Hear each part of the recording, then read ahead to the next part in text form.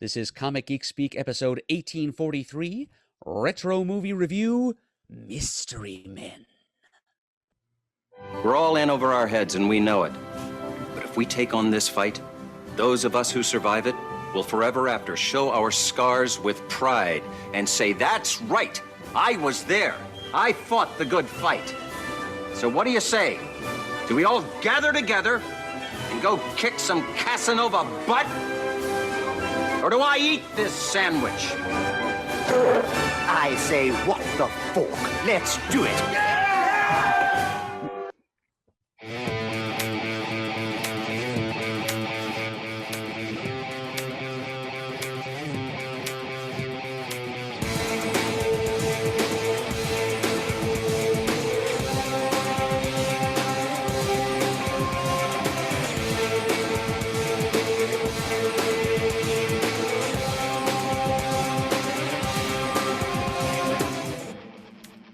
Welcome to the show. I'm Adam Murdo.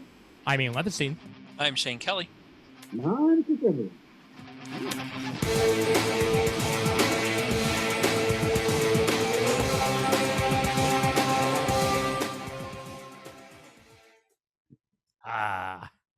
Wonderful, wonderful, wonderful way to start off the show. The producer once again, that was a choice cut. Thank you, sir. What the fork? May the forks be with us. Yeah. Always. I don't remember that line in the movie when he says that. Yeah. May the forks be with us. There's a bunch of lines in this movie that I didn't remember that we're definitely going to get into because I caught a lot more on what was my, I think, third viewing of this movie on rewatch here. So I know I've watched it more than that, but it's been a few years since I've watched it. It's been a few years for me too, but it's probably more like my 10th. Nice. Yes, yeah, I've watched it watched more this than one that. more than most. Excellent. Well, welcome one and all to the show. Now, before we get to the festivities, unfortunately, a little bit of sad news hit the Comic Geek Speak world this week, as on Monday, we lost a longtime member of the extended Comic Geek Speak community and a friend to us all, Mr. Jim Dietz, who went by Yoda Jones when he was on the Comic Geek Speak forums back in the day. Purveyor of the Gypsy Cafe, which held at least 2 or 3 Comic Geek Speak events back in the day, right? Yeah. Pretty much every Pittsburgh Comic Con that CGS tabled at. He welcomed us all there for a special after party kind of thing, and of course there was his weekly Sunday morning geek brunch, the Geekly Brunch, which he did, all year long. He would have like a different geek themed menu every Sunday morning. Yeah. He loved food, loved comics. He loved what he did. He absolutely did. And he'd been a long-time podcaster as well, doing many a show for the Taylor Network with Darrow Taylor. And in fact, the most recent Nothing's On was released after his passing. He happened to record it before then. So if you do want to hear him one last time on that, and he might even have 2 or 3 others that are still sitting in a can, but very, very sad to have lost him. I had him on Comic Timing twice during that show's tenure, and was thrilled to have him on each and every time. And we literally got back in touch via Messenger on Facebook like 3 weeks ago, just randomly out of the blue. He just messaged me with a recommendation for a YouTube ad blocker. And, caught up on how he'd been doing and how the family was doing and all that. And I'm super glad I got to at least one more time. So Yeah, wow. Yeah.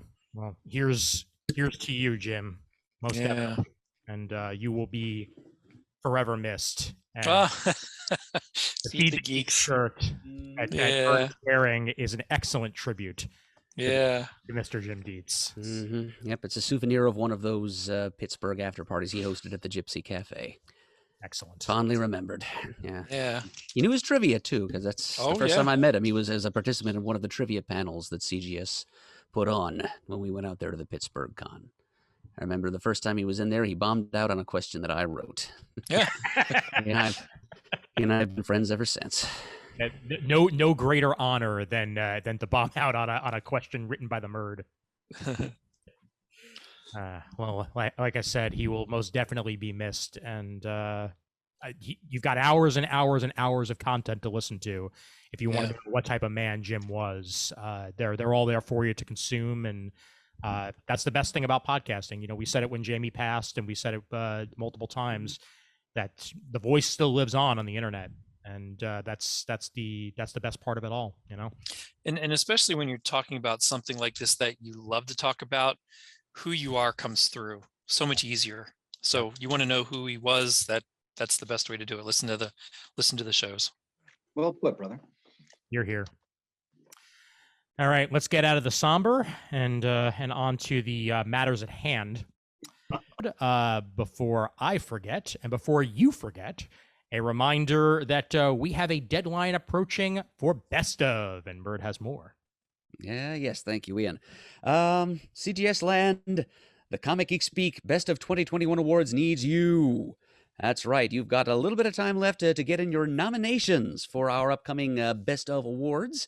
You can find the list of the 16 categories in which we'll be giving out awards either on our forums at thecomicforums.vanillacommunity.com or at the CGS Supergroup on Facebook. Look those up. Come up with nominees, if you please, for at least 8 of the 16 categories, preferably more, but if that's all you can do, we'll take whatever you can give us. Email them to bestof, BESTOF, at comicgeekspeak.com. And by the end of the day, that's 11:59 p.m. Eastern Time on Sunday, March 13th. And please do that and let your voice be heard, because we haven't had an embarrassment of riches in terms of submissions so far. So please get that done by the deadline so that we can make sure that the greatest cross-section of our listeners' opinions are represented in the nominations as possible. Indeed, and we look forward to hearing what you guys liked. Mm-hmm. We really do appreciate it, and we wouldn't be here without you, so thanks so much. Over at patreon.com/comicgeekspeak, or, you know, give us an iTunes review. Any other way you can get in touch with us. We're happy to know that you're there, and we're all about community more than anything else. So, amen to that. I wish I had the sound effect. I mentioned previous to Murd before we started recording that I really wish I had the previously on Comic Geek Speak sound effect handy. Right. Yes, Will. It is. We just passed our 17th anniversary this week. That's freaky. Yep, That's right. of Comic Geek Speak, and as in celebration, I went back and I listened to the 10th anniversary gathering that the show had at the old Golden Eagle, now relocated, but in that decrepit mall. Most of which has been torn down. Yeah. Everything that's not an anchor store is now like green space. Good. Really? Yep. No. Oh yeah. Yep. It really looks weird to drive by it. I don't drive by much, but it looks weird. Oh boy. Well, while listening to that, I came across this clip, and let me do my best impersonation of the sound effect. Previously on Comic Geek Speak. I want to actually ask a question, since I haven't done that yet.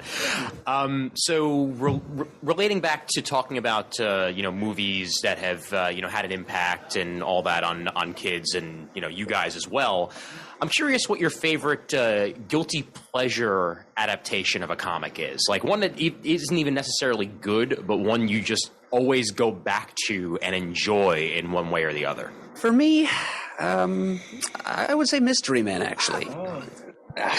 Okay, but I know Brian likes this movie. Peter's apparently in my camp here, but it's compared to the the very straight-laced superhero adaptations of today, which are, shall we say, a little more respectful of the source material. It's not that close to Bob Burden's own Dadaist take on superheroes, on which it's very loosely based. But still, it is funny stuff. It's got some very gifted comedians in it. It's got some great, if lame, superpowers, and it's kind of inspiring, really, in a way. It's in its own bizarre comic way. It's inspiring to me personally that these people with these unconventional and underappreciated skills, the ability to shovel very well or to keep silverware well sorted, these people can still somehow manage to triumph over the forces of evil and save their unusual urban metropolitan home. Some great comic performances, and I've watched it many times, and it's one of my go-to films. And yes, I watch it on VHS.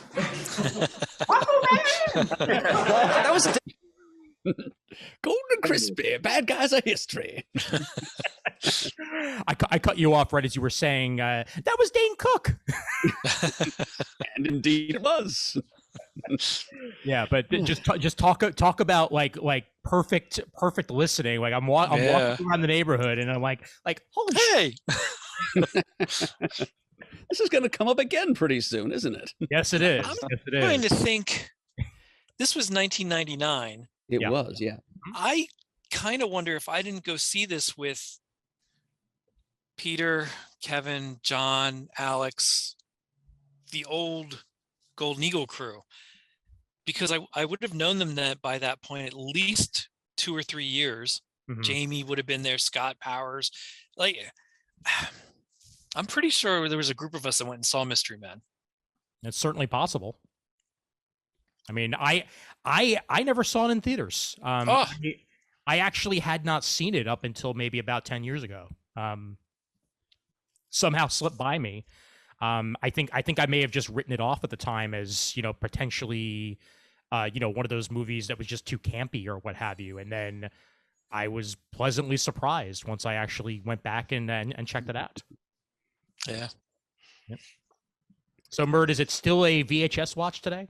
Nope, absolutely. I don't own it in any other format, so I had no choice. I did actually, when I was still in college, a couple of years after it came out, got to see it on DVD. Okay. And I got to see a little bit of extra bonus footage that was not included on my VHS copy. Nice. So there are certain advantages to other formats, I am forced to concede. I pulled out my DVD from downstairs, widescreen, bannered across the top. Yeah. I did a disc to digital with Vudu, so now I own a $3 copy, and it will get multiple watches over the years. I can guarantee you that. Ian and I also acquired it via Voodoo. Nice. Well, I mean, let's go around the table and just get our initial impressions on the movie and I mean, obviously for return viewers, sure, but I'll start off with Chris, as this was your first time watching it, correct? Yeah, I mean, I'm kind of aghast in hindsight how I never bothered to watch this movie. I mean, I knew of its existence. I knew it had some ties to actual comics in some way. And for whatever reason, I never watched it. And I was so pleased when Murd proposed this for this latest retro review. And I watched it yesterday and I finished it up today, so it'll be fresh in my mind. And the best way to put it was everything I anticipated and more. And it was exactly what I thought it would be, and I mean that in the best possible way. I enjoyed it thoroughly from beginning to end. The one thing I'll say here at this early stage is that when they were discussing early on whether or not Captain Amazing is the same person when he takes his glasses off, oh, I love this movie. That doesn't make any sense. He wouldn't be. It just got better and better from this. So, I enjoyed it thoroughly. I liked when then later in the movie, William H. Macy's the shoveler's holding up something, trying to look through like glasses, A pair of washers or something. Yeah. Holding it up in front of Captain Amazing's face to see if he looks like Lance Hunt. Yeah. Seconds before his untimely death. Yeah. Oh, yeah. But that's the thing that kills me is, and they killed him. Yes, they did save the city, but not until after they killed the hero. Yeah, but was he really a hero though? No, he was not. Yeah. No. Which is, I almost feel like there may be an extended cut of this movie sitting on a floor somewhere, and I'll get into that when I discuss my take on it. But Shane, what do you think? I loved it. I wanted to see it right from the start. It was right at the high point of me meeting a bunch of friends in the comic store, talking about comics at least once a week, if not more. Getting to know some information about independent stuff, although that still was not the main reason to go see this. It was that it looked like a fun, silly superhero movie with a group of people, and going back to the love of Justice League, the Avengers, the JSA, more people equals more enjoyment for me in a lot of ways. Right. I like almost every single actor in this. They're all fantastically hilarious in this. They really are, yeah. Yeah. And it's a cast of the era, certainly. Yeah. And a lot of these stars would I mean, they're still continuing to work today, but Sure. they all went in such different directions after Well, the and to me at this point in history, I had not known William H. Macy to do anything other than more serious things. Mhm. So to see him on this, I was like, well, now I'm kind of interested, because if he would say yes to this, it has to be good in some way, but also silly right. enough, but not stupid enough to make it stupid that everyone would hate it. So I was very intrigued that he was part of it. Yeah, he's certainly I guess the closest to the serious actor that you get in this. Oh, Out of the main cast. Yeah, Oh, let's not forget Jeffrey Rush, Yeah. Academy Award winner, Yeah. who That's gets farted on by Paul Rubens. Oh, Now, in 1999, I was 15 when this movie came out, and I think that is probably one of the main reasons why I didn't see it right away. Is because I was probably in my "I'm too cool for this" phase, where it just didn't strike my fancy. Like, I saw the reviews, I saw that Kel was in it, of Keenan and Kel, and I probably thought to myself, "Oh, this is going to be lame," and then I just never bothered to see it. And now, now that I'm older, certainly, I get a greater appreciation for it, because it is campy schlock. oh yeah. But it's campy schlock in all the right ways. Mhm. It's far from the perfect movie. It has its holes. There's times where the special effects are amazing, and then there's times where the special effects are laughable. But frankly, that's all part of the charm, and that's all part of the fun that you get with Mystery Men.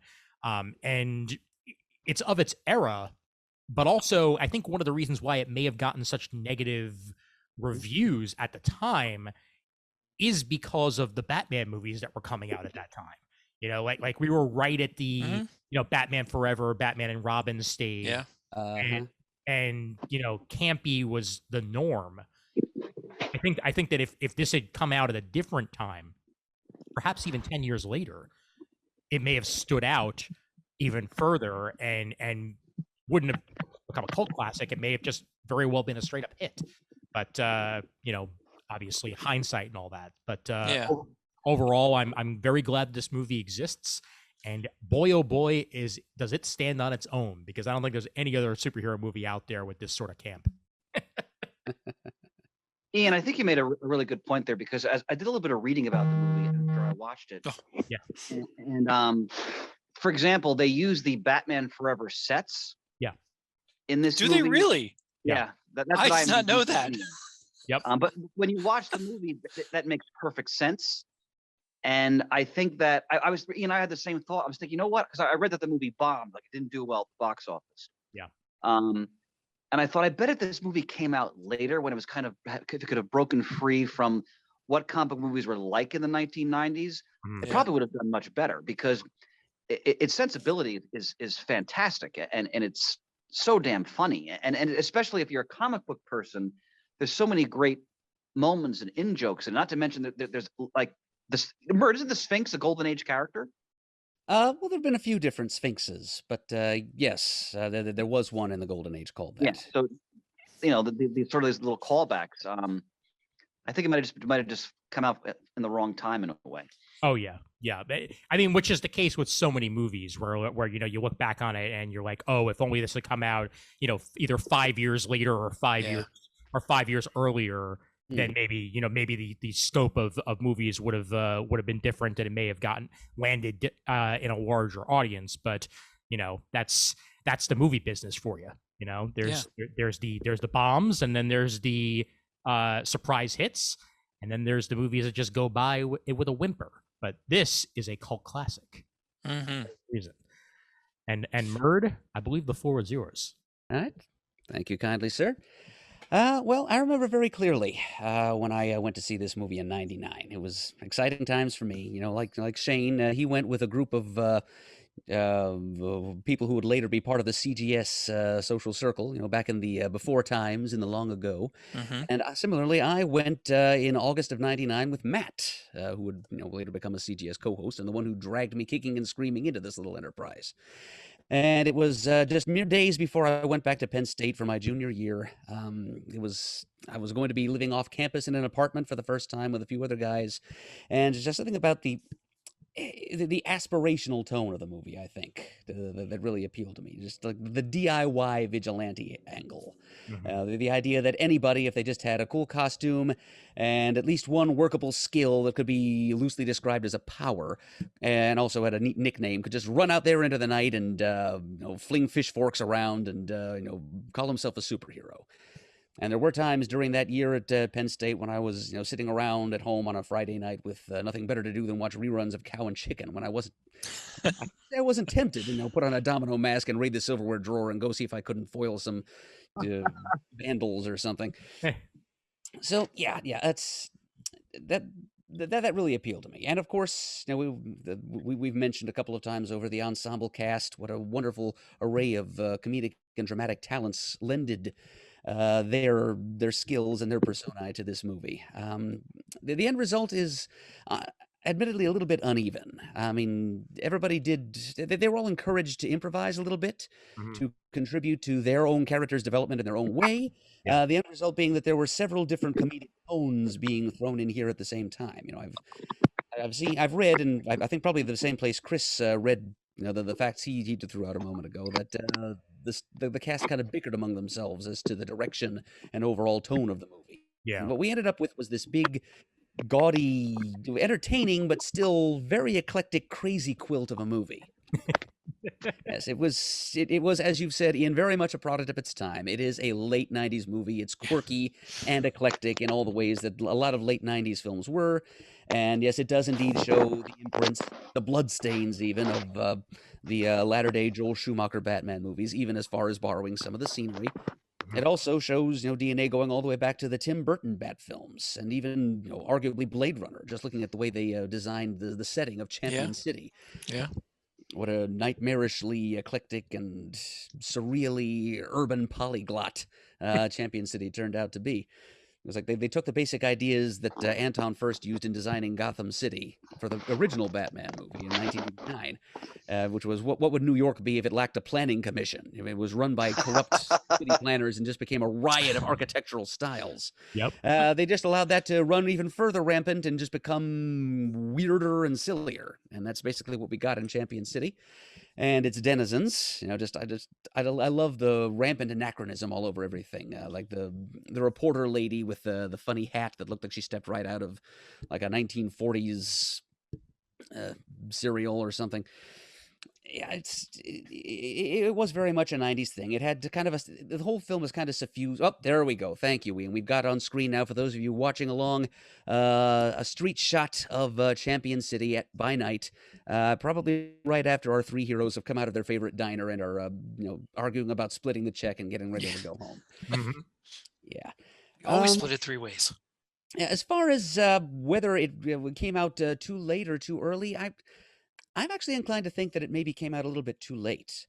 If it came out 10 years later, well, yes, the stink of Batman and Robin et al. Would have been washed out of people's minds, but also we would have been right in the middle of the rise of the MCU. People would have been in the right mood to take superhero movies seriously. And I don't know that a parody of this tone would really have landed. I think maybe if it had come out a few years earlier, say 1995 or 94, of course they would have lacked the Batman Forever scenery. They would have had to build something original, but I think it would have been more in that point in the superhero genre cycle when superhero parodies would have been a little more welcome and more eagerly received. This one came out just as we were on the cusp of getting into a new golden age of superhero movies, as it were. This was just a year before the X-Men movie and maybe 2 years before Spider-Man. So, yeah, I think the timing was not exactly perfect, but at the same time, one could argue that this was kind of like a scapegoat for all the recent sins and excesses of Hollywood attempts at making superhero movies to that point.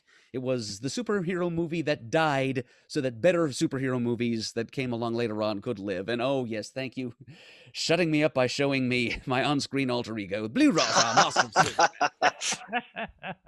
Matt and I still had unrealized plans from a bunch of years ago to do themed group Halloween costumes, where Matt would have been Mr. Furious, I would have been the Blue Raja, Matt's then girlfriend, now wife Megan, would have been the bowler, I think Nice. we would have recruited our friend Ben to be the shoveler, and the list could have gone on. That was a good idea. I even got so far as to put up together a shopping list for yard sales and thrift shops to try and find an Afghan with kind of a lime green color with little flowers on it, just perfect to match that thing that Hank Azaria wore as that character. Didn't Mhm. order my costume, but that's Well, as far as it got. it's funny too, because thinking about Hank Azaria and the issues that have come up in the past couple of years with him voicing Apu and Yes. and inclusions and what have you in the world of Hollywood. This voice that he put on, I almost feel like is halfway between Professor Frink and Apu, because you could hear the lady of his Jerry Lewis Yeah. coming in at Uh-huh. times. Yeah, Well, there was well- one scene where he sat on the fork, and you could hear him saying like, "Oh, Glavin!" as he Yep. but I wonder if talking about if it had happened today, how if you were to play this character, how different the character would have been played, and perhaps a different style would have been chosen, or B, if someone entirely different would have played the character that was close to his very, very, very hard nebulous origins, which we turn out is literally just a voice. He's just an American guy putting on an English accent, wearing a turban. Like that's just Yes, one of the deleted scenes that I got to see on that DVD is that in his alter ego, he works at a bridal registry called Conjugality Junction. In the tableware department, of course. of course. Man, that scene with his mother is one Well, of I like the best I scenes. like all the scenes, even especially the first one when she knocks on it. Mom, you're breaking all the rules. One, and he starts rattling them off. It cracks me up. Jeffrey, are you into marijuana? The wonderful Louise Lasser. And of course, where did my brain go? Don't do dope, Jeremy. This movie's drunk cap right there. That was his mother. Now, this movie also has a very interesting stamp of approval, which is the director, Kinka Usher, never directed another movie. This was his first and his last. Exactly. Oh, wow. He was best known for commercials prior to this, and he went right back to making his little 1-minute masterpieces afterwards because it was too damn much for him, and I don't think Hollywood would have invited him back anyway because, as Chris pointed out, this was technically a bomb. I tend to sugarcoat it in my memory and tell myself this movie that I liked so much was moderately successful. It wasn't even that. It didn't even make half of its budget back. Get out. Mm. Wow. Yeah, it was I a didn't terrible know bomb that. at the box office. Yep. Yeah. Yep. See, I guess when it comes to movies, if I like it, I'm just like, okay, it's good. And I never really worry about what it makes in the movie theater because I liked it. Yeah. Well, this movie, and I'll let you speak right after this, Chris. It's just this movie. While on the set for this movie, the director turned to the actors apparently and said, pretty close to what you said there, Murd, being like, I'm going back to directing commercials after this because frankly I can't stand you and I can't stand this. And that was the end of it. Like but that probably boosted morale on the set. Wow. Yeah. There was a lot of bickering going on the set of this in many ways, and it wasn't just over the comedy. Apparently, Ben Stiller and Greg Kinnear almost came to blows at one point while on the set. This came out, I think, in a Tonight Show interview that Ben Stiller had around that time, where Ben Stiller came dangerously close to walking off set and just not coming back to the movie. That's how bad it got. I actually wanted him to write and direct the thing at one point. Yeah. Turned that down because it seemed like too much work, and I think the only reason he was even a member of the cast was because Janine Garofalo, my sardonic beauty. How I enjoyed re-experiencing her performance here, although she herself didn't enjoy it all that much. But she was the one who got Ben Stiller back in. They wanted to play Blue Raja at first, but then he decided he'd played too many nerdy characters recently, so he took over the Mr. Furious role and tweaked it. Originally it was supposed to be just a guy who was angry all the time. and Stiller gave the character a little more depth. Like the anger was just, it wasn't at crime or injustice or anything like that. It was more at his own inadequacies and also a mask for same. Yeah. Murd, I'm right there with you with Janine Garofalo. I absolutely loved her in this movie. There's the former Miss Rhode Island now with her, her father's disembodied skull in her hand. Just... Okay, tell me, total sidebar here, but tell me you've watched a movie that she's in a little bit part in, Bye Bye Love. I've not. No. I've not seen that.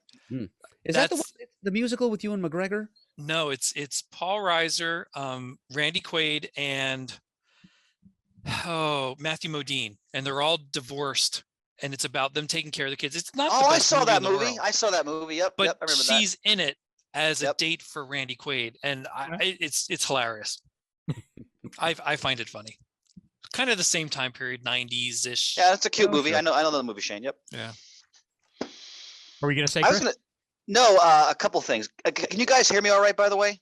Yeah, we can, mate. You're coming in much better. All right, good. I apologize to the audience. I have to use my cell phone tonight for, reasons not worth going into. But to go back to your point, Ian, about the movie not doing well in the box office, as I was watching this, I was thinking, I'm trying to put myself back into the 1999 audiences, and I'm thinking about, okay, like when The Shadow came out a few years before, and at the time, I didn't appreciate that movie. Oh, I love that movie.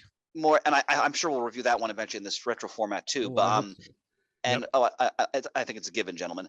But and I realize now, as an older man who knows a little bit more about pulp, that I wasn't at the right place in my sort of reading life and knowledge to appreciate that film.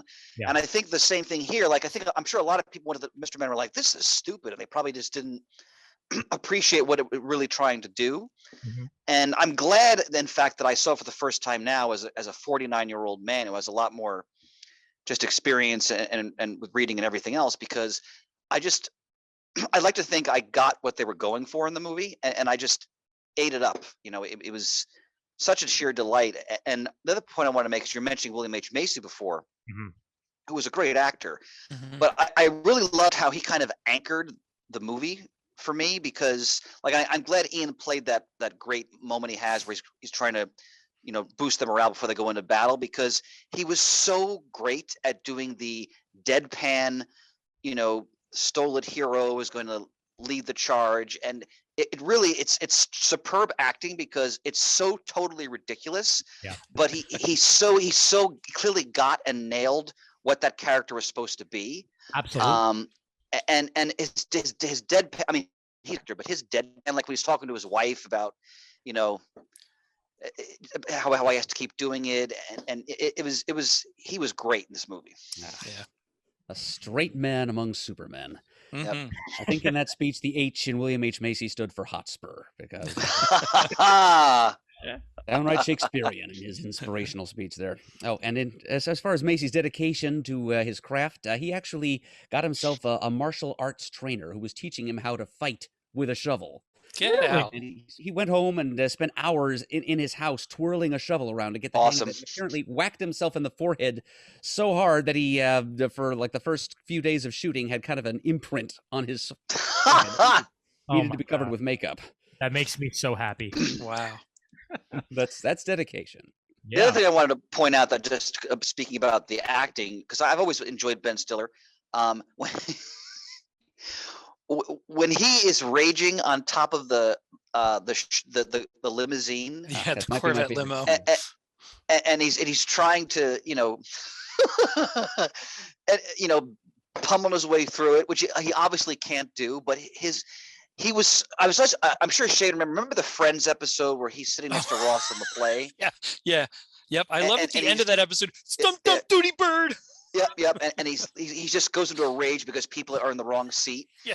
So he's so good at that type of humor. Yeah. And it was just fully on display in this movie. It was a sublime performance. And especially if you watch that Friends episode, he's freaking out at these older couple in these seats.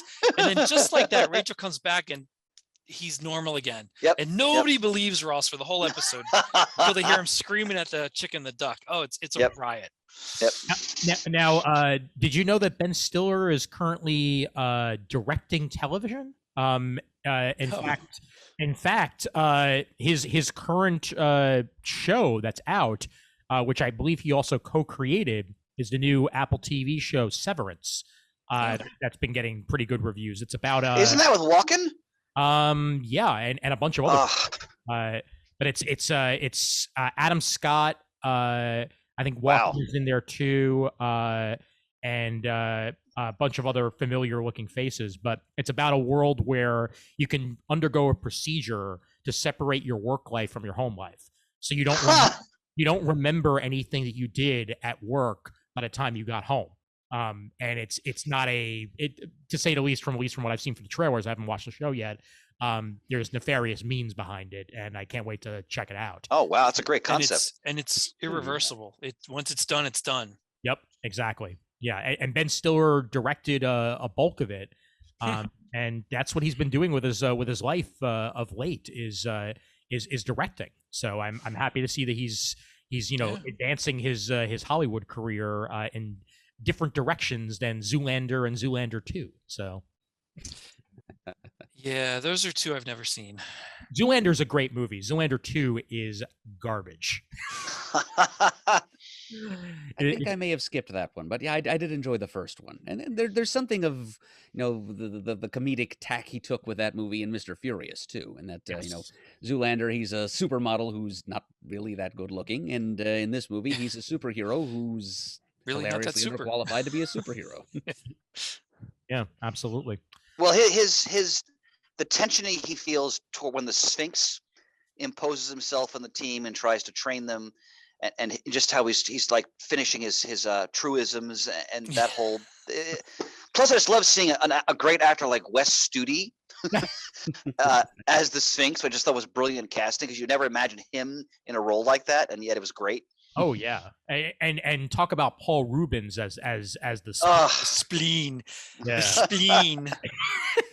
It's peak Rubens. Like outside of Pee-wee, this is the most Paul Rubens can possibly get. Yeah, although the makeup on his face grossed me out. Yeah. Oh yeah, and also the pustules all over everything. Yeah. Oh my God. Yeah. Yeah. But he was hilarious. There's a rumor. It's an unsubstantiated rumor, but a lot of people in Hollywood believe it, that Tim Burton ghost directed this movie. Really? Yeah. Really? Considering the Batman sets, even though it's not his Batman. But he still produced that Batman movie too. He did, yes, and the fact that Paul Rubens is in it, and that there's a bunch of other factors that apparently, fuel this rumor that is unsubstantiated and it's probably not true. But half of Hollywood believes that he was on set, basically helping the directing out on this film with Pinka. So who knows? Well, originally it was supposed to go to Danny DeVito. He was supposed to, write, direct, and I think even play the shoveler. Really? But just when he walked away, maybe he put in a call to Burton, with whom he, of course, had worked once or twice before. Maybe that's how that came about, if it came about at all. Exactly. Wow. Yeah, one of those urban myths of Hollywood that will forever be a what if or a what the one way or the other. I should also note how pleased I was to see Tom Waits in this film, one of my favorite musicians, and of course, perfectly cast as the scientific expert for the team. Yeah, he's there for the ladies. I was trying to think. He was in something else and had a very similar stature to him, and I can't think of what it is off the top of my head, and I just haven't gone to look at it yet. But yeah, I liked when he was in there. I love that it's all non-lethal. That's why he's on the island of misfit superheroes with the others. Yeah. And some of those non-lethal weapons could very easily be lethal if used incorrectly. Oh yeah. That's a good point. Well, I enjoyed I think it was the blame gun. Oh, that could tell people to start blaming each other for everything. That was fantastic. Yep. And And was he the one who invented the tornado device? Yeah. Or, Yep. Yeah, that's what I thought. Case in point, something that could be lethal if used improperly. Yeah. Mm-hmm. I just was going to look it up, but I'll bet you he was in The Fifth Element, wasn't he? In the beginning, now I gotta look this up. Hold on. I'm gonna make that happen real quick. You may be right. I think it's when oh God, what's her name? Mila Jovovich is first being created in that tube. Let's see. You remember what year that came out? No. Okay. I'm looking at it, and he's uncredited in The Fisher King. Oh, it's a great movie. Whew. Yeah, here's Mystery Men. Domino, he was in. Something called Wrist Cutters, a love story. I don't want to know. Seven Psychopaths, he was in. I don't see The Fifth Element on his list. 1997 was The Fifth Element. Okay, then yeah, there's nothing on his IMDb, at least from 93 until 99. What did you guys think of the pool trial with the immense number of superheroes they created in that scene? Well, okay, so something I learned last night watching it was in that scene, the penciler is Mr. Saru on Discovery, Star Trek Discovery. Really? Yes. Oh shit. Okay. When I'm looking as the penciler comes on, I'm like, he looks really familiar. Then I started thinking about it, I'm like, oh my God, I'll bet you that. And I looked it up and sure enough, it's that's so Doug Jones. Yep. Nice. Okay.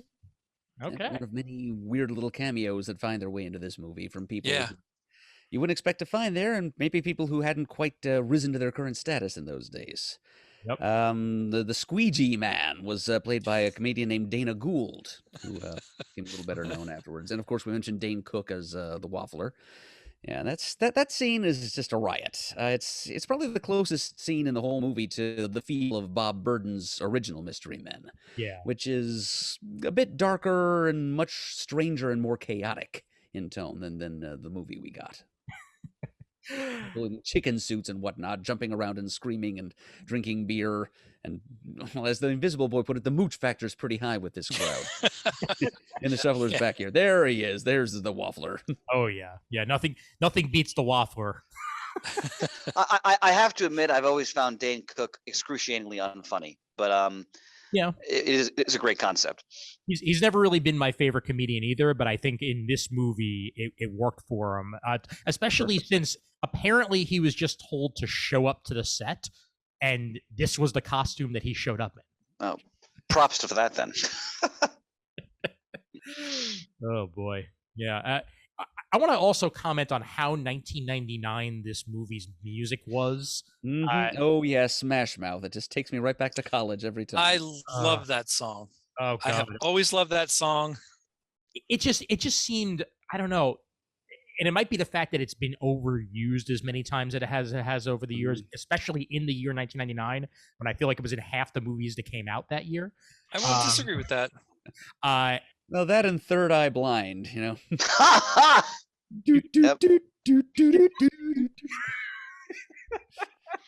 Oh boy, that was in the other half of the movies that came out that year. Yeah, you are correct. But this movie didn't need it.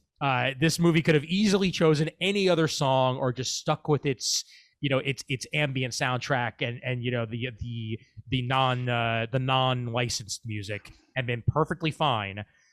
But they had to go to the Smash Mouth route. Yep.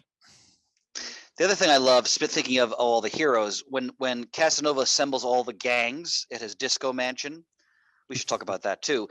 But the different gangs they come up with, like the frat boys, just immensely fun. Like I just loved how gloriously stupid so much of this was. Just they were doing such great riffs on just the sheer absurdity, like fringe of the comic book experience, and it was just such a delight. Yeah. Can we bring her brewskis? Yeah. Well, yes, we can bring your brewskis. Did you recognize that guy? The brewski guy? That's Michael Bay. Oh, is it really? My God, it is. Oh my God. Yes. I remember reading that bit of trivia. Yeah. Oh, that's funny. Pretty much still got the same hair. Yeah. Yes, and the No Goody Mob, the Not So Goody Mob. That was a hip hop group called the Goody Mob, appearing more or less as themselves in villainous form. You probably recognize CeeLo as Yes. because he was one of them. Yep. Yeah, that was pre Gnarls Barkley, CeeLo. Oh yeah. And how about Eddie Izzard in this movie? Fabulous. Oh man, the He's disco my boy. favorite. He's my favorite of the villains.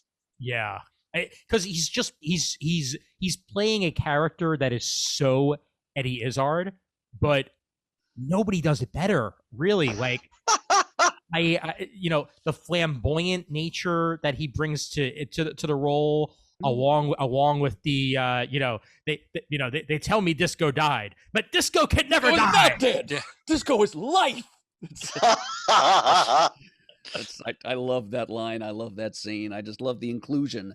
Because another way in which this movie is so very late 90s, because 70s retro was still very much in.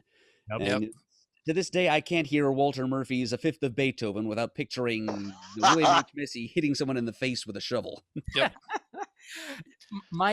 Can I point out my biggest inconsistency and the reason why I feel like there may very well be an extended cut of this out there somewhere?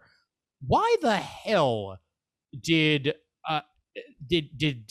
Greg Kinnear's alter ego let him out of jail in the first place? Well, because he wanted to have somebody to fight.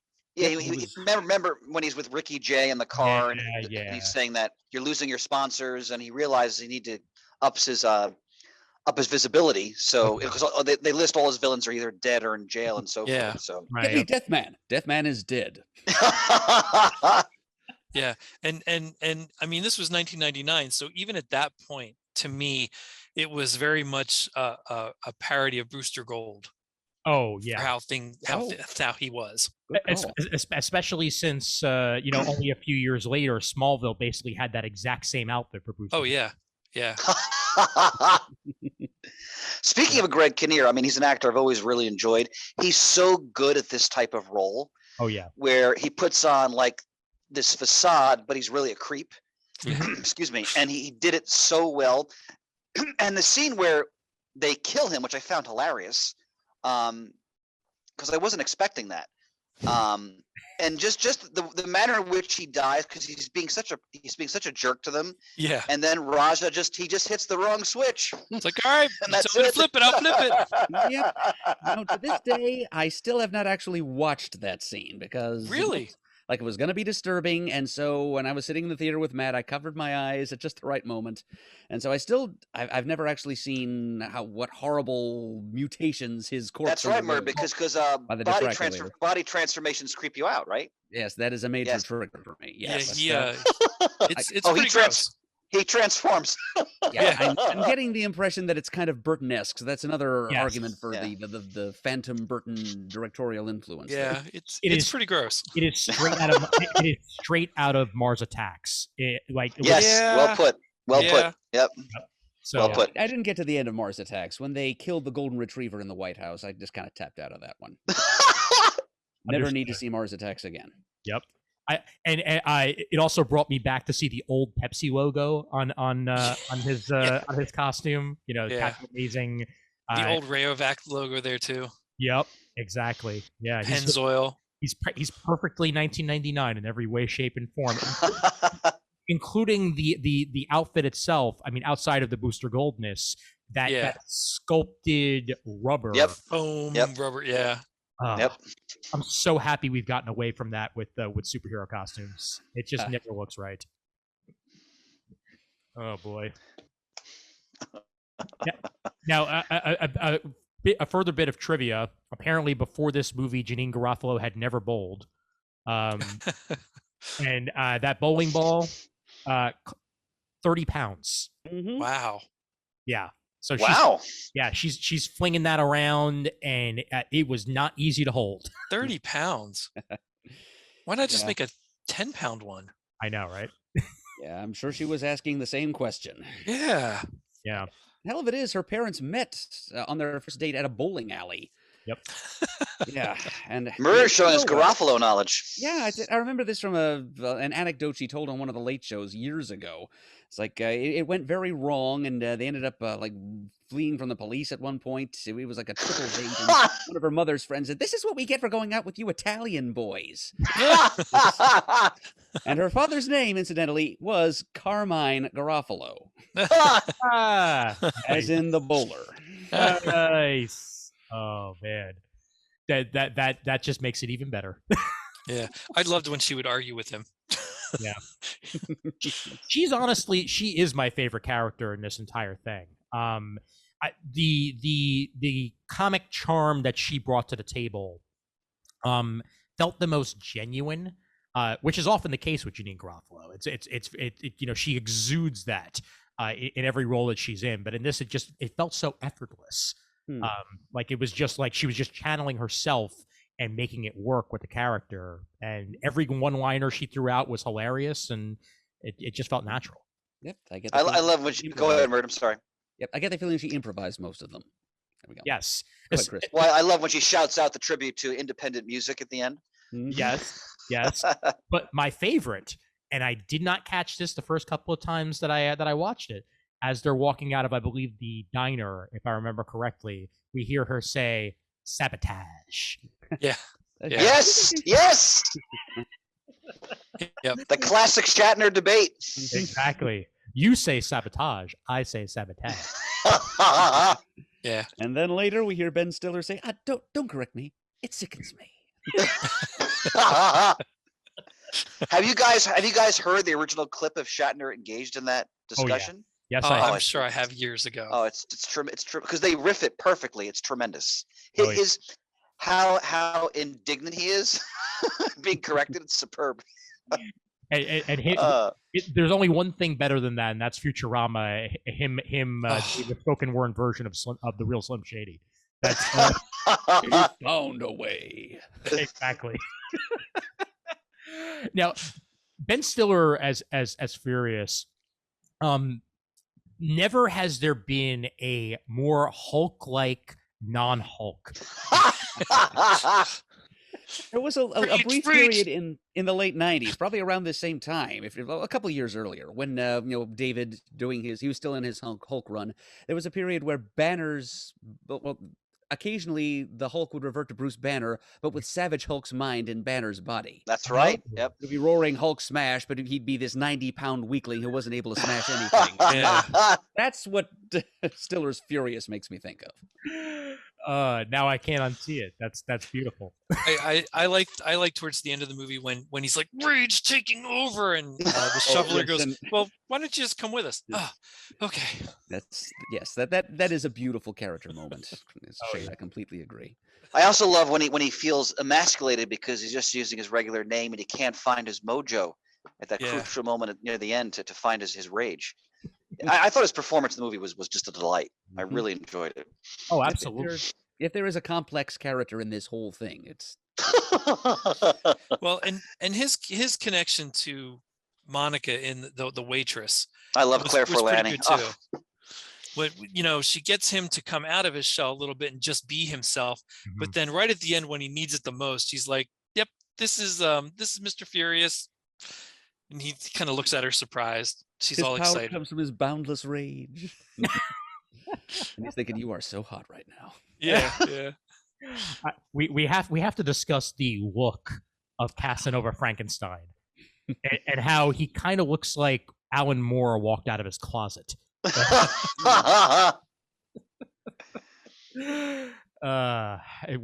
Especially with the finger gauntlet thing. Yeah. Okay. So I love his look and all the paraphernalia he wears, but I will tell you, Murd, like you're grossed out by the toe. Greg Kinnear's, if you got it. When he's taking off his shoes, disarming everything, I'm like, oh God, feet. It's gross. And that was close up, man, right? Ugh. I get you. Matt actually has something similar, believe it or not. I did forget that. It came on. I winced. I could almost just smell stink. Ugh. Ugh. What did we think of him as a supervillain? Was he menacing enough, or did he get the job done? I think he was menacing enough. Good balance of menace and silliness. Yeah, Murd hit the nail on the head. I mean, obviously you weren't supposed to take him uber seriously, but he clearly was having a great time. Oh yeah. And you know, he like Murd said, he balanced all sort of the tropes of like the classic goofy supervillain. Yep. I mean, because he's a great actor, so you know, it was a delight to watch him perform. And the scene where, like Shane was saying, the scene where Kinnear comes in and he's going through his arsenal of weaponry was also just, again, all these great little touches on where they're just kind of riffing on all the classic comic book sort of, you know, plot devices. Oh yeah, it's really fun. We know each other so well. just take his footage and insert it into an episode of Batman 66. You don't have to change anything. Oh yeah. Oh, you know what, Ian? It's funny you mentioned that. As I was watching this, it's like there's just moments that would so have worked in that show, or obviously it's inspired by the show, but definitely it's a great point. Oh, indeed. Especially with the gangs too. Like those gangs are that's especially the gangs. Yes, yeah, you're absolutely right. Yep. Also, yeah, vintage Batman 66. Yes. Yep. Absolutely. Are there? I'm trying to think like what my favorite scene in this entire thing is, and we haven't really mentioned him yet. I actually think one of my favorite scenes is Invisible Boy's moment, where Kel, proves beyond a shadow of a doubt that he can indeed turn invisible while no one is looking. Yeah. It wasn't all hype. He really did have a power. Yeah. And then the amazing line from Janine afterwards, you might want to put, what was it? You might want to put on pants if you want to keep fighting supervillains today. Yeah. but it's up to you. Yeah. Yeah. Anybody have a favorite moment that sticks out to them?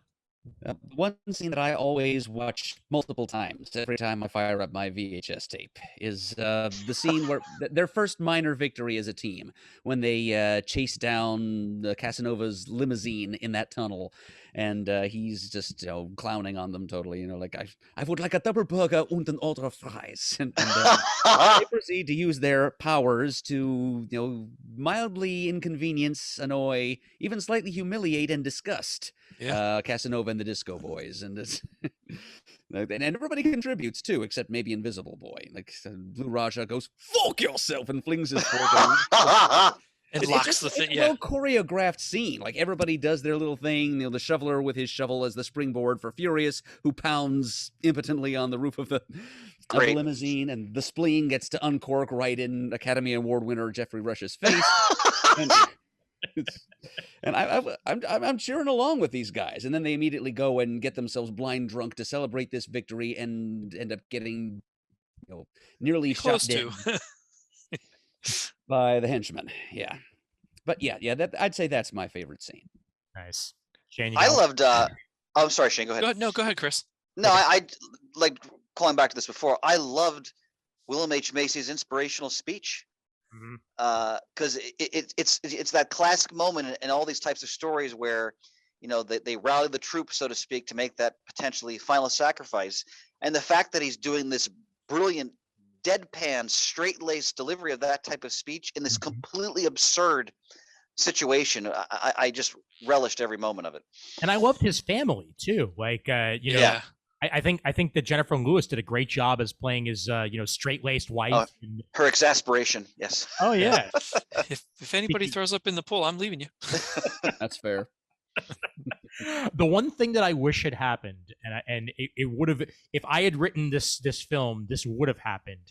That when Blue Raja, got the forks from his mother, I really wanted his mother to then don a superhero outfit and go out as Mother Forker.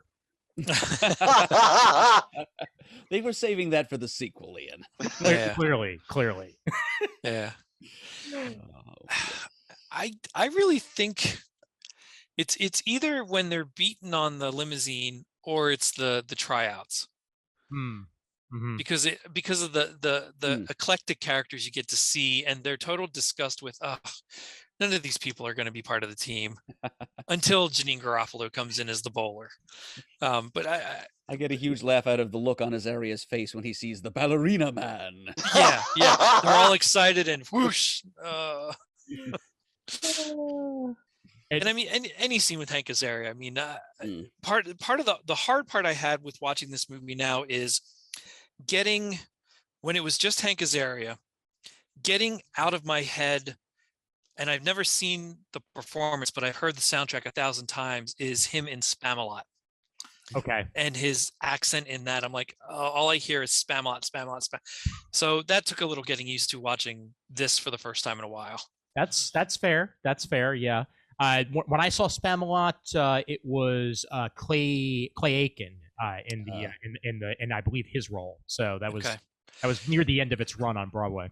I really wanted to see that right away, and I could not get tickets to save my life when it was David Hyde Pierce, Hank Azaria, oh my God, Tim Curry. Yep. That I wanted to see it right from the start. It just did not work. Yeah, I'm super glad I got to see it right before it closed, because honestly, like, it was maybe 2 weeks before its last performance that I managed to grab it on Broadway. Also, a note, I love that Praz from the Fugees is in this. And Praz Mitchell as Tony C. Oh, right. The other leader of the Disco Boys. Yeah. Exactly. The other film he's known for most would be Bulworth, where he also sang the Ghetto Superstar track along with a couple of other Maya and I think like one other person that I can't think of the name of at the moment.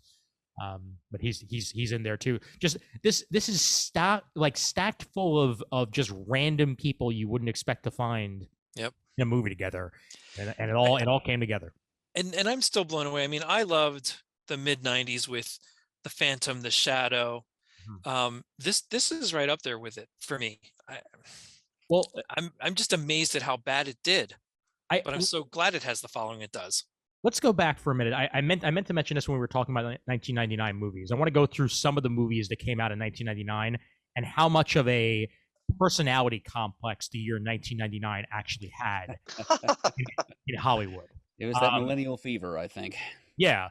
Galaxy Quest, previously mentioned on Retro Movie Reviews here. Love that movie. Yep, came out in 1999. She's All That came out in 1999. I love that one too, actually. My Favorite Martian came out in 1999. That's one of the weaker ones. Yeah.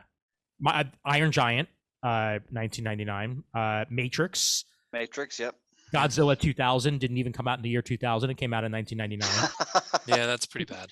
Yeah, but then you've got things like Office Space and Superstar.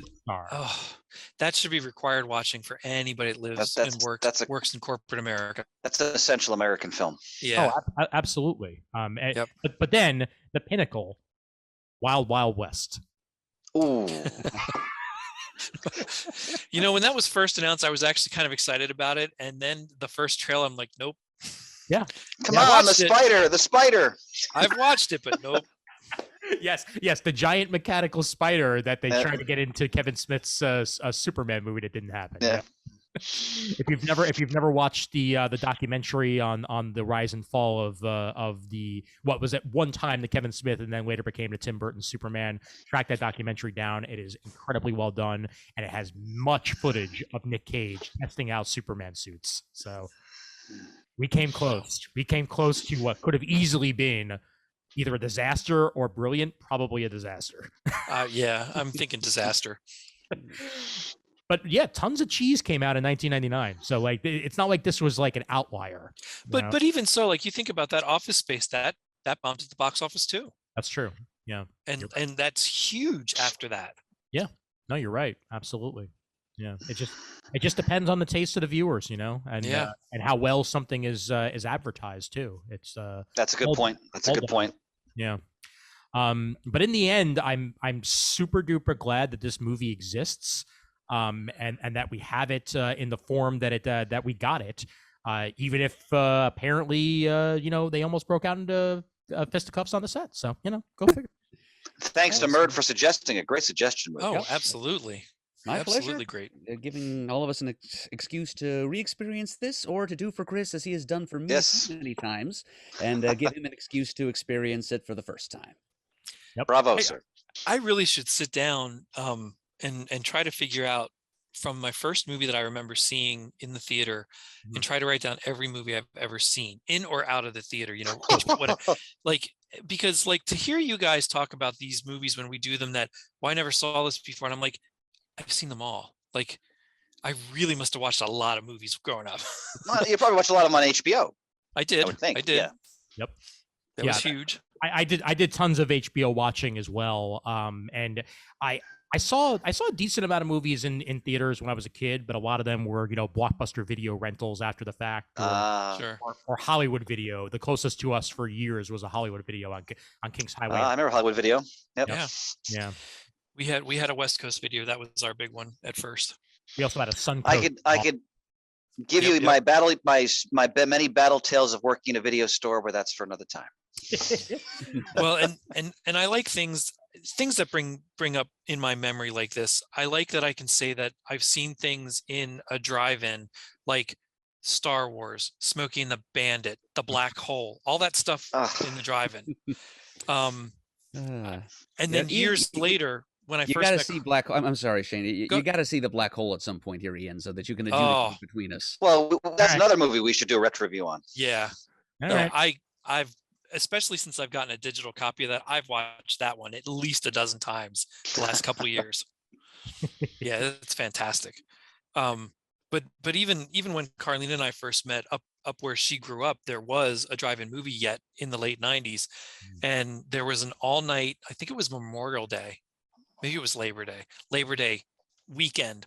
There was an all-night movie thing, and we watched, I know Judge Dredd was one of them that was running through that. Just so much fun to go to a drive-in movie. We didn't have any drive-in theaters, but we did have a schlocky theater that still exists today.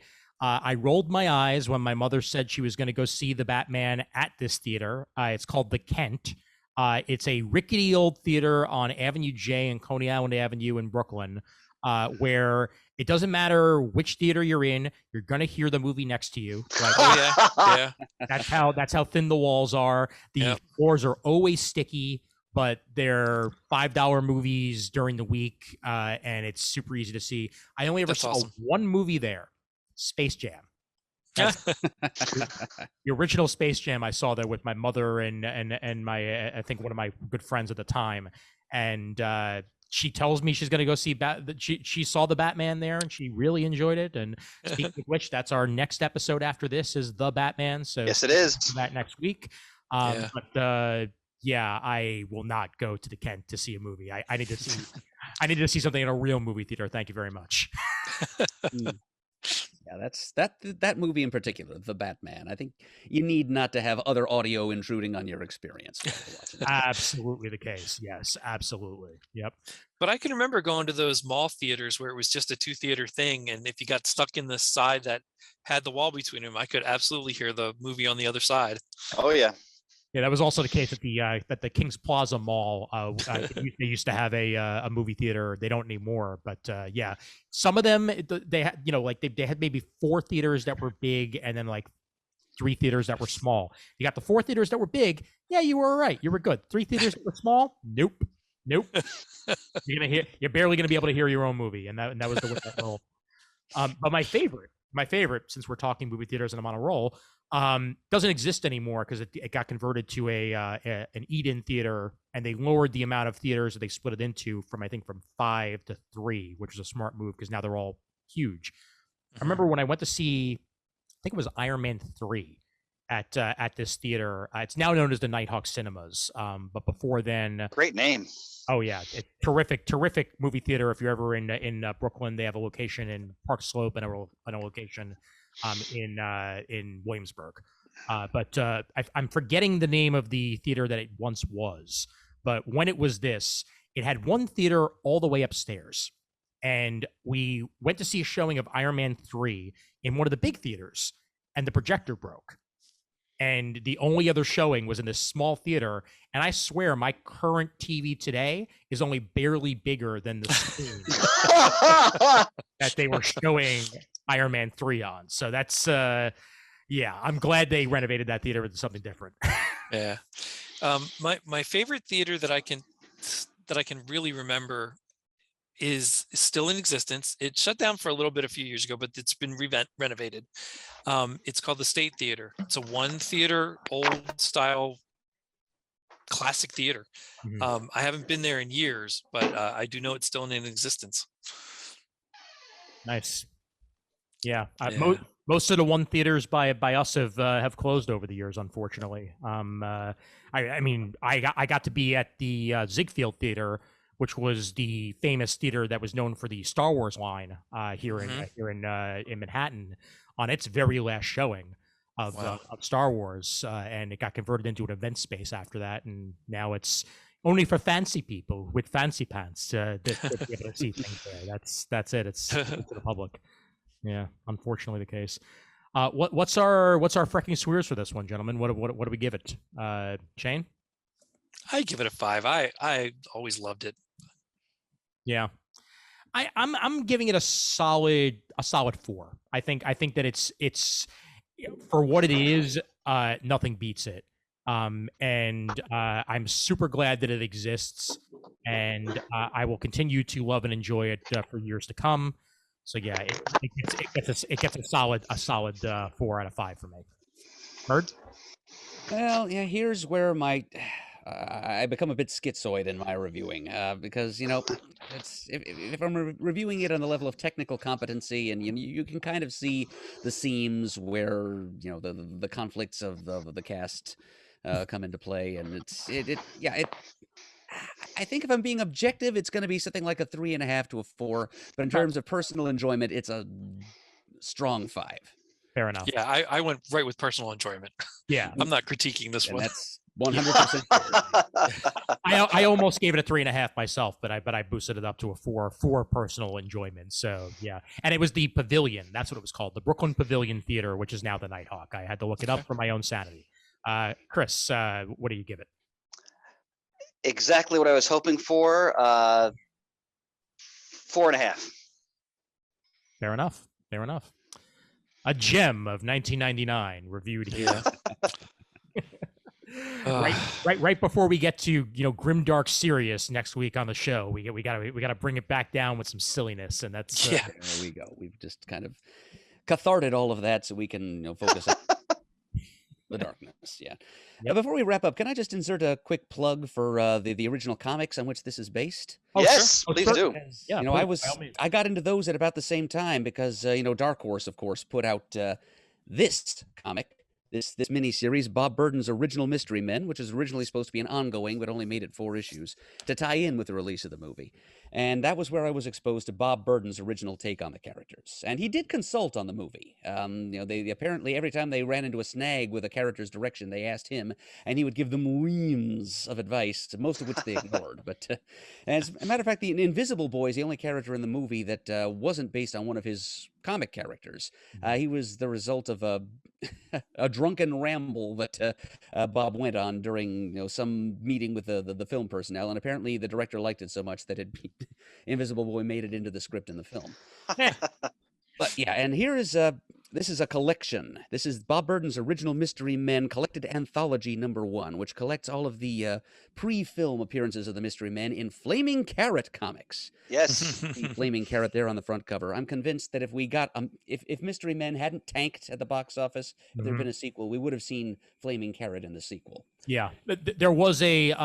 In fact, I think weren't they eating at the Flaming Carrot Diner, if I remember correctly? Oh, that could be. Yeah, I'll have to check that out next time I watch. Yeah, because I know that they definitely snuck a reference in one way or another to the Flaming Carrot. I just forget whether it was just a street sign or whether that was actually where they were eating.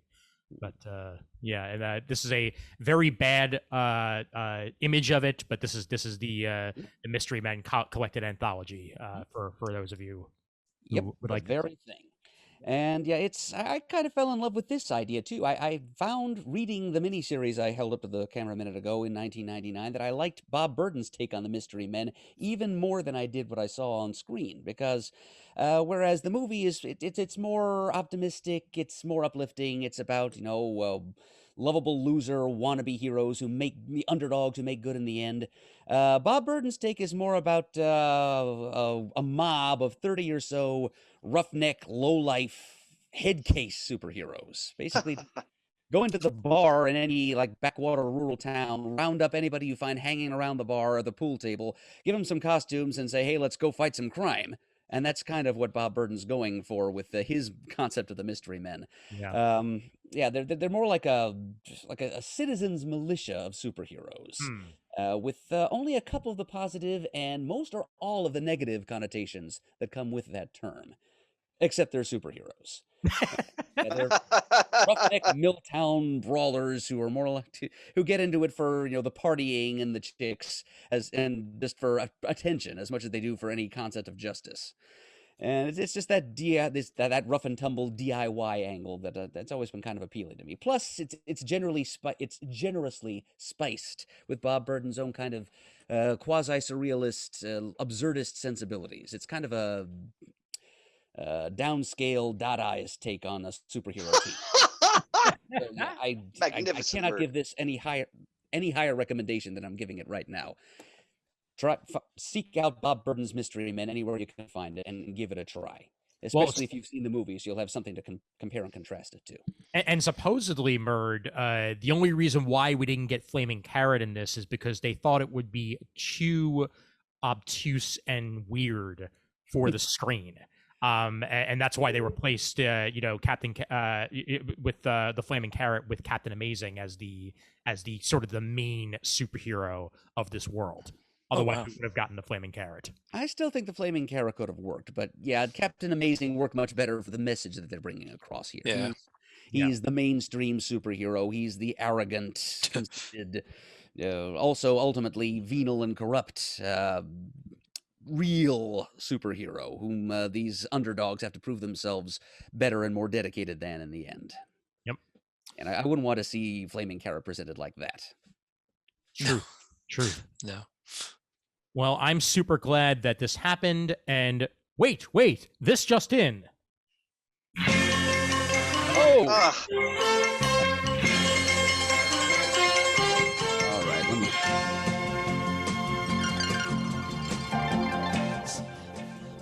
pluck a few harp strings there.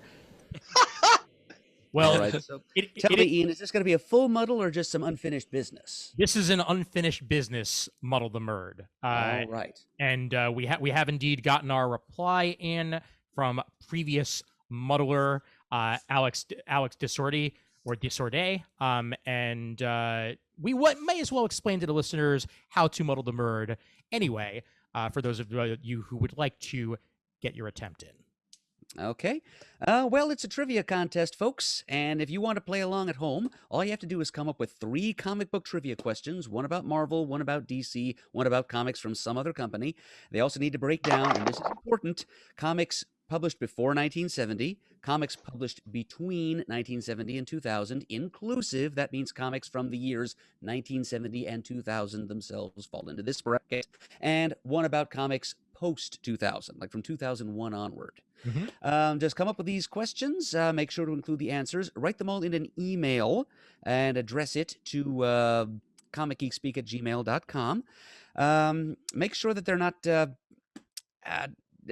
not focusing on background details and nothing too picayune or minor, something that is related in some significant way to plot, character, etc. And also nothing relating to like non-textual aspects of a comic book, no advertisements, no letters, pages, and whatnot. Yep. Then email them into that address, and Ian will find them. He will ask them to me, alias the Murd, and if I cannot answer even one of them correctly, that means that you will have muddled the Murd and you will win a prize. Yep, and a reminder as to what the current prize is. Yes, that's. I don't happen to have it with me at desk side at the moment, but it's the big wizard cover book, which is a hardcover collection, annotated with some commentary from the staff and whatnot of Wizard magazine. It's a collection of the artwork from the first 100 cover images from Wizard magazine.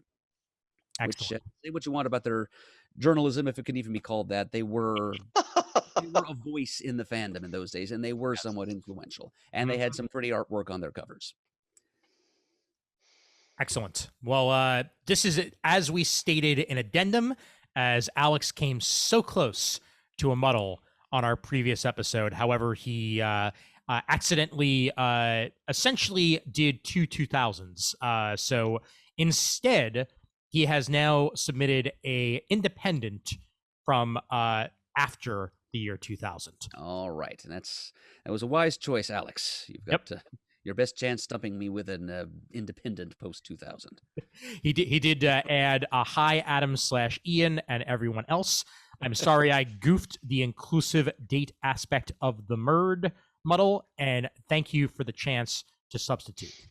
Here goes. Independent 2001 to present. In 2003, Image Comics began publishing Jim Kruger and Matt Smith's steampunk story, The Clockmaker, about ageless people who look after the hidden subterranean clockworks that secretly cause the Earth's revolution while simultaneously creating a gateway to heaven. Beyond the subject matter, what was particularly special or noteworthy about the printing of this publication? All right. Well, this is not a series I've ever read, so I think you're in for a Wizard cover collection there, Alex. All right. Professor X, there it is. Yes, to me, my answers. Yeah. I think I got disconnected. Okay, what was unique about the printing of the comic, he says? Yes, correct. Yeah, what was particularly special or noteworthy about the printing of this publication?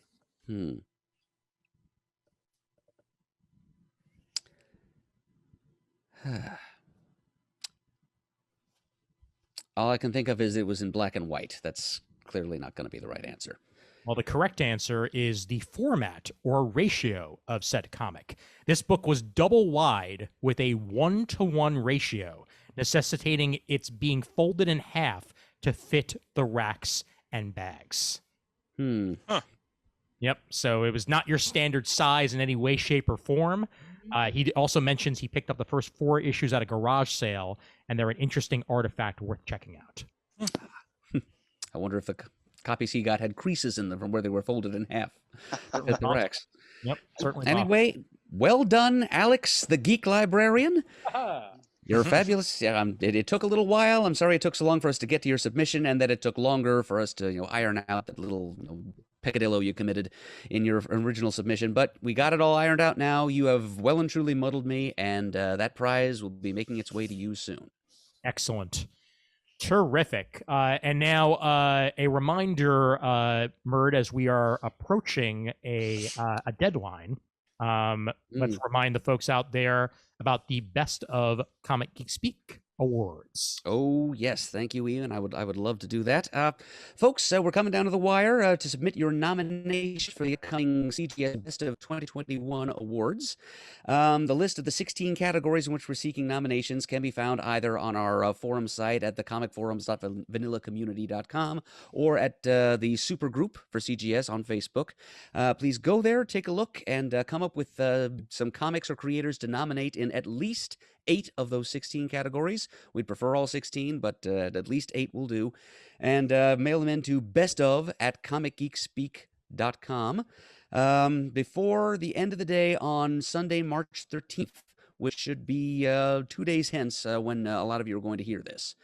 We really do need your submissions, folks, because I'd like to get us over 24 submissions before we, otherwise I don't think we can really say to have a fair sampling of listener opinion to put onto the final slate of nominees. Indeed. So, please, folks, give us your input. Time is running out. Yep. Yes, indeedy. And we hope to get your submissions, and we will then record our choices, which will be locked in an envelope until that time, not to be told to anybody until we do our best of episode, which will probably not actually run until after the Oscars, knowing us, but we'll be keeping an eye on that. So yes, indeed. Yep. Looking forward to talking about some of our best stuff of the year. All right. Excellent. Anything else of note, gentlemen, before we wrap this sucker up? I think our bolt has been shot, brother. Okay. Oh, yes. One thing. So I started to read The Human Target, and all I will say is, as I'm reading it, the character of Chase, that's his name, right? My God, I'm blanking out. All I hear in my head is Bob Bailey as Johnny Dollar. So if you've never ever listened to that, look it up and just listen to a little bit of Johnny Dollar, and that's what I hear in my head when I'm reading it. That's all. Oh my God. All right. Well, we'll definitely have more to talk about on our next comic talk. When it comes yes. to that. But as stated, we will be doing the Batman as our next episode after this, and you may very well have a guest on that one if we can work it together. I'm not going to quite say who it is yet, but we've been talking to somebody, and somebody who has not been on Comic Geek Speak in quite some time. So stay tuned for that. And until that point, a reminder that you guys are awesome. Patreon.com/ComicGeekSpeak. Thank you so much for your donations to the show. And thank you. Do the show with your support. So thank you to that one. All right, Shane, over to you for the finale. Alrighty. Visit us at comicgeekspeak.com to send us an email. The address is comicgeekspeak@gmail.com. To leave a voicemail, the number is 267-702-6642. Stop by thecomicforums.vanillacommunity.com. Watch us on YouTube at youtube.com/comicgeekspeak. Follow us on Twitter, like us on Facebook. Thanks to everyone who contributes to the episodes, sends in the muddled the Murds. Please send more. And as always, we are uniting the world's mightiest heroes, one listener at a time. Hey, where do you go? There you go.